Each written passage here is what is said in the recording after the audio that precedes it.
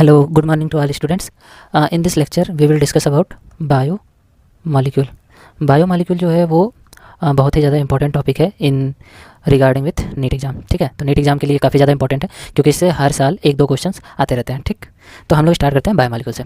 तो बायोमॉलिक्यूल को जब आप देखोगे ना, इस वर्ड्स को देखोगे तो इस वर्ड्स में आपको दिखेंगे दो मॉलिक्यूल, एक वर्ड है बायो और दूसरा वर्ड है मॉलिक्यूल। बायो का मतलब होता है लिविंग ऑर्गेनिज्म, बायो का मतलब होता है लिविंग ऑर्गेनिज्म, और मॉलिक्यूल का मतलब यहाँ पे ऑर्गेनिक, बेसिकली ऑर्गेनिक मॉलिक्यूल्स है। ऑर्गेनिक कंपाउंड लिख लो, ऑर्गेनिक कंपाउंड से। ठीक है, यूजुअली वो तो ठीक है कि मॉलिक्यूल है तो मॉलिक्यूल्स रहेंगे। तो बायो मॉलिक्यूल्स क्या होता है ना, ऐसे ऑर्गेनिक कंपाउंड्स होते हैं जो लिविंग ऑर्गेनिज्म के पास पाए जाते हो। तो कोई भी लिविंग ऑर्गेनिज्म है ना, तो वो बहुत सारे एलिमेंट्स से और बहुत सारे कंपाउंड से मिलकर बना होता है। तो उसके पास जो लिविंग ऑर्गेनिज्म के पास जो लिविंग ऑर्गेनिक कंपाउंड्स होते हैं उनको हम लोग क्या बोलते हैं, बायो मॉलिक्यूल बनते हैं। अब जब हम केमिकल स्ट्रक्चर एनालाइज करते हैं एक लिविंग ऑर्गेनिज्म की और अर्थ क्रस्ट की, अगर हम क्या करें केमिकल एनालिसिस करते हैं, केमिकल एनालिसिस करते हैं तो हमें पता चलता है कि जो लिविंग ऑर्गेनिज्म है, लिविंग ऑर्गेनिज्म है और जो अर्थ का क्रस्ट है, इन दोनों का हमने क्या किया, केमिकल एनालिसिस किया। और जब हमने केमिकल एनालिसिस किया तो हमने क्या पाया कि जो लिविंग ऑर्गेनिज्म है, जो है, जैसे हम ह्यूमन की बात करते हैं तो जो ह्यूमन बॉडी है और अर्थ क्रस्ट है, तो हमें क्या होगा, अर्थ क्रस्ट में भी हमें हाइड्रोजन देखने को मिलता है। वो बात अलग है, 0.14% होता है, ह्यूमन बॉडी में 0.5 होता है।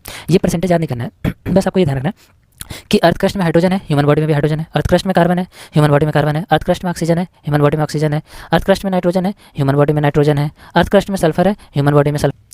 उसके अलावा अर्थ क्रस्ट में आप देखोगे सोडियम है, ह्यूमन बॉडी में भी सोडियम है। Calcium, magnesium. मतलब कहने का मतलब ये है कि अर्थ के क्रस्ट की जो कंपोजिशन होती है वही सेम कंपोजिशन ह्यूमन बॉडी की होती है, बस केवल डिफरेंस क्या होता है, परसेंटेज का। परसेंटेज अलग अलग है, अर्थ क्रस्ट में और ह्यूमन बॉडी में आपको परसेंटेज बहुत ज़्यादा डिफरेंट दिखेगा।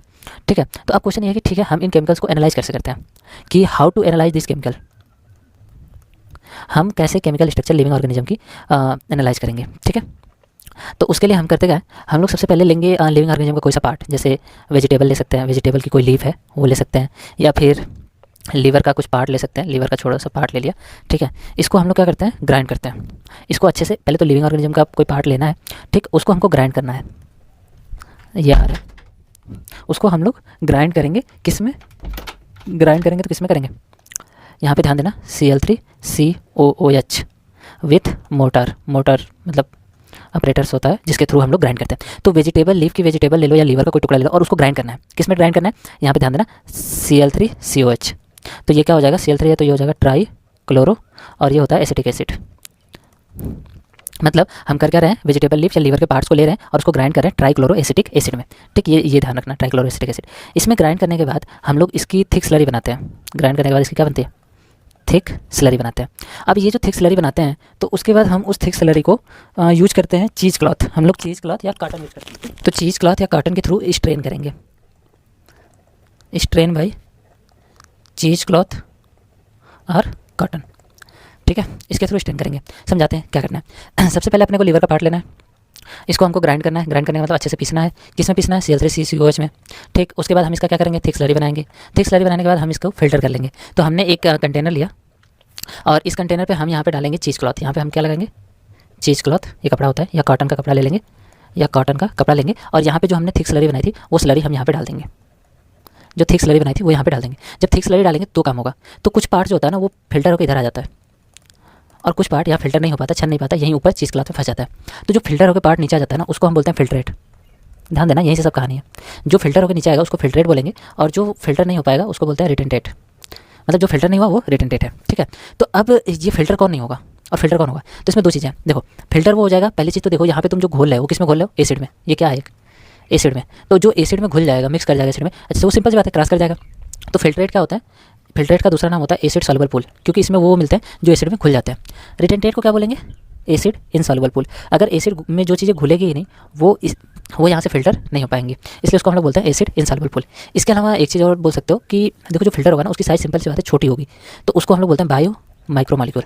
तो जितने बायो माइक्रो मॉलिक्यूल होते हैं, जो छोटे मॉलिक्यूल्स होते हैं, वो इजीली इसके जो इसमें होल होता है उसके थ्रू छन जाते हैं। बट यहाँ पे क्या होता है कि जो बड़े मॉलिक्यूल होते हैं वो छन नहीं पाते, तो इसलिए इसको हम बोलते हैं बायो माइक्रो मॉलिक्यूल। तो हमने क्या देखा कि जो बायो मॉलिक्यूल था उसका जब हम केमिकल एनालिसिस कर रहे हैं तो वहाँ पे हमको दो तरह के बायो मॉलिक्यूल्स मिल रहे हैं। एक जो फिल्टर हो जा रहा है, एक फिल्टर नहीं हो रहा। जो फिल्टर हो रहा है उसको फिल्ट्रेट बोलते हैं, वो एसिड सॉल्युबल बोलते हैं, बायो माइक्रो मॉलिक्यूल बोलते हैं। जो फिल्टर नहीं होता है उसको रिटेंटेट बोलते हैं, एसिड इनसॉल्युबल पूल बोलते हैं, या बायो माइक्रो मॉलिक्यूल बोलते हैं। ठीक है, यहाँ तक कोई दिक्कत। अब हम लोग देखते हैं कि बायो माइक्रो मॉलिक्यूल और दूसरा है बायो मैक्रो मालिक्यूल, ठीक है। हाँ, बायो मालिक्यूल दो टाइप के हो गए, एक तो हो गया बायो माइक्रो मालिक्यूल और दूसरा हो गया बायो मैक्रो मालिक्यूल। इन दोनों की खास बात क्या होती है ये डिस्कस कर लेते हैं। देखो नाम से पता चलेगा कि ये माइक्रो है मतलब छोटा होगा, ये मैक्रो है मतलब बड़ा होगा, और बायो का मतलब लिविंग ऑर्गेनिज्म में होगा, ठीक है। तो इसमें देखो ना यूजुअली बायो माइक्रो मालिक्यूल्स क्या होते हैं, इनका जो इनमें वो लोग आते हैं जिनका molecular weight less than 800 Dalton होता है। जिनका molecular weight less than 800 Dalton होता है वो बायो माइक्रो मालिक्यूल में होते हैं, और जिनका मॉलिक्यूलर वेट 10,000 डाल्टन से ज़्यादा होता है वो लोग होते हैं बायो माइक्रो मालिक्यूल, ठीक है। अब बायो माइक्रो मालिक्यूल में देखो ना तो यूजुअली जो ज़्यादातर मिलेंगे तुमको मोनोमर मिलेंगे। बायो माइक्रो मालिक्यूल में क्या होता है, मोनोमर होते हैं। बायो माइक्रो मालिक्यूल में क्या होता है, पॉलीमर होता है। बायो माइक्रो मालिक्यूल में क्या होता है, पॉलीमर होते हैं, ठीक। अब बायो माइक्रो मालिक्यूल में देखोगे ना तो इसके अगर एग्जांपल्स की बात करें तो इसमें हमारा आता है amino acid,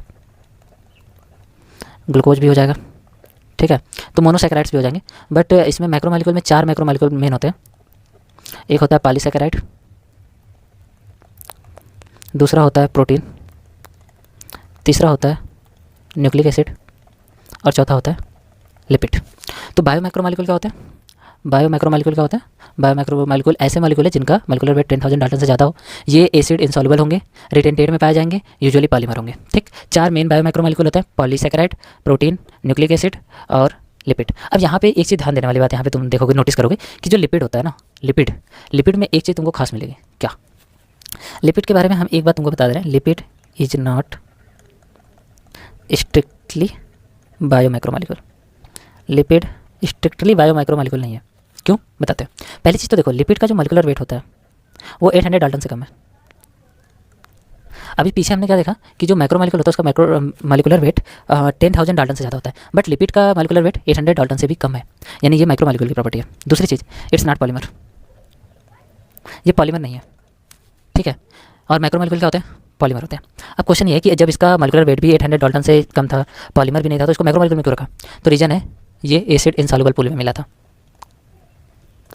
acid insoluble pool, हाँ बताते हैं। ये जब कपड़े से हमने जब फिल्टर किया था तो लिपिड यहाँ मिलता है।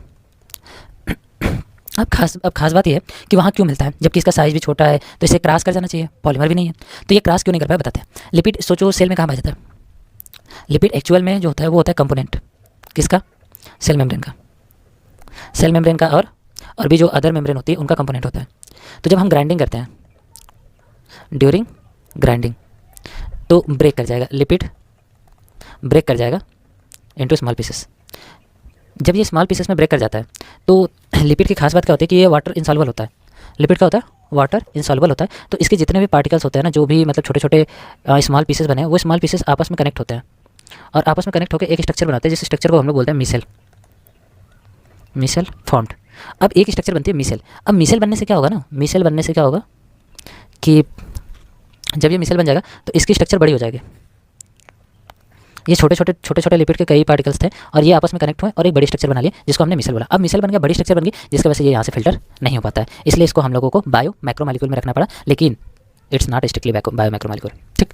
उसके बाद बायो माइक्रो मालिक्यूल की बात अगर कर लें तो उसमें हमारे बॉडी में क्या कितने कंपोनेंट्स हैं, तो इसका ऑर्डर ध्यान रखना, ठीक है। तो एक तो हमारे बॉडी में सबसे ज़्यादा अगर देखा जाए तो वाटर पाया जाता है, सबसे ज़्यादा ऑर्गेनिक मालिक्यूल्स में वाटर होता है 70 to 90% वाटर होता है, ठीक है। अब बकिया को कैसे याद करना है तो उसके लिए एक ट्रिक है, यूज करो पेंसिल।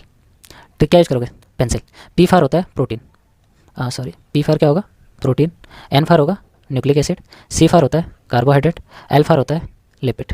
तो यहाँ पे देखो सबसे ज़्यादा परसेंटेज किसका होगा, पी फार प्रोटीन का, फिर उसके बाद क्या होगा एन फार न्यूक्लिक एसिड, सी फार कार्बोहाइड्रेट, एल फार लिपिड और उसके बाद आयंस, ठीक है। तो प्रोटीन का परसेंटेज कितना 10 to 15%। अगर आर्डर है एग्जाम में तो ये ट्रिक से आप आर्डर याद रख सकते हो, ठीक है। 3% कार्बोहाइड्रेट है, लिपिड होता है तुम्हारा न्यूक्लिक एसिड होता है 5 से 7% ना, न्यूक्लिक एसिड 5 से 7%, लिपिड 2%, आयन 1%, ठीक। तो इस ट्रिक से आप याद रखना कि बायो माइक्रो मालिक्यूल का परसेंटेज क्या है। सबसे ज़्यादा वाटर, उसके बाद pencil, protein, nucleic acid, carbohydrate, lipid और साथ में हमारा लास्ट में हमें ऐड करना पड़ेगा आयंस को। लास्ट में हमें ऐड करना पड़ेगा किसको, आयंस को हमें ऐड करना पड़ेगा, ठीक है। तो ये हमने बात कर ली किसको कि इसकी केमिकल एनालिसिस कैसे करते हैं और कौन से कंपोनेंट्स हैं जो लिविंग ऑर्गेनिज्म के भीतर पाए जाते हैं, ठीक है। तो अब नेक्स्ट हम लोग डिस्कस करेंगे, नेक्स्ट हमारा टॉपिक होगा डिस्कशन का, वो हमारा टॉपिक होगा बायो माइक्रो मालिक्यूल।